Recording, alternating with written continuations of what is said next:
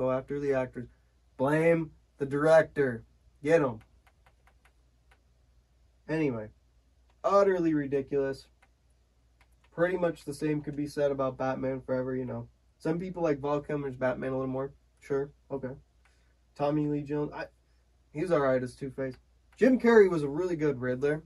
He carried that movie. He was, you know, this was 95. He was a star in the night. He did Dumb and Dumber in the same year. I mean, classic.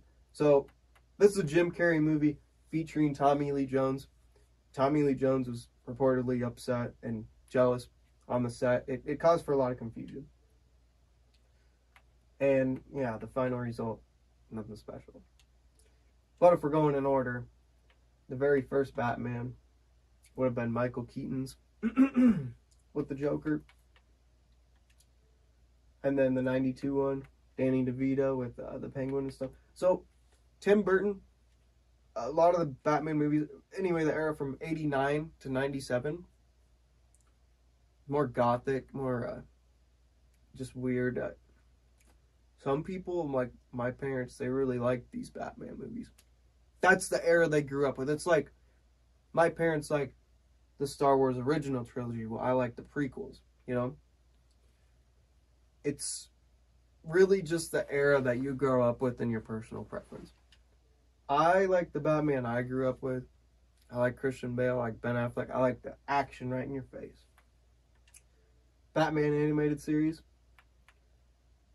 One of my favorite cartoons growing up. Excellent. Rest in peace, Kevin Conroy.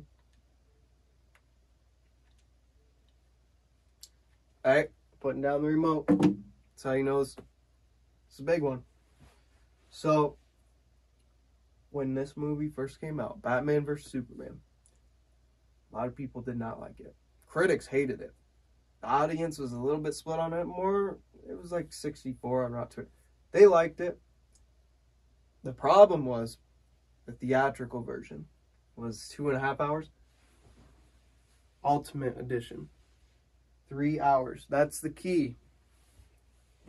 The theatrical version, the studios demolished this movie, took out 30 minutes of key plot points. So people did not enjoy this movie. Zack Snyder, the greatest superhero movie director ever. He did Watchmen, Batman vs. Superman, his Justice League cut, Man of Steel. You look at what he did, and you see movies that have come out after it in different universes like Marvel, they've taken so many elements from Zack Snyder's movie. He is the blueprint. He is the blueprint for a lot of the good top dollar movies.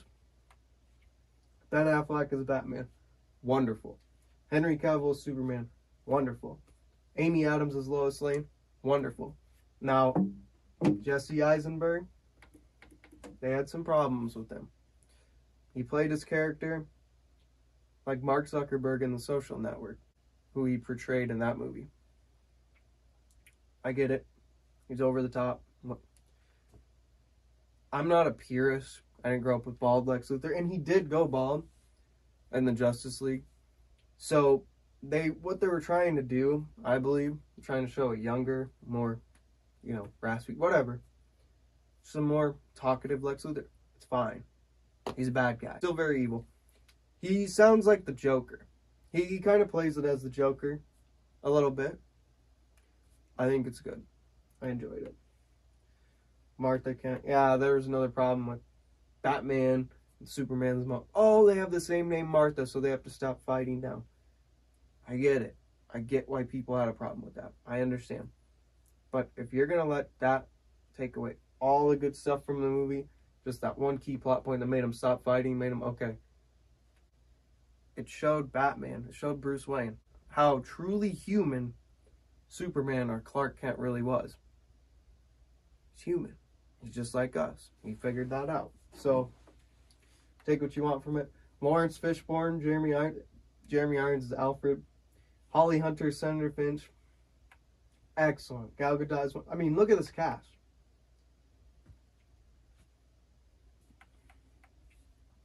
Jason Momoa is Aquaman, Ray Fisher, Cyborg. They're more kind of cameos leading up to the Justice League, not the Justice League.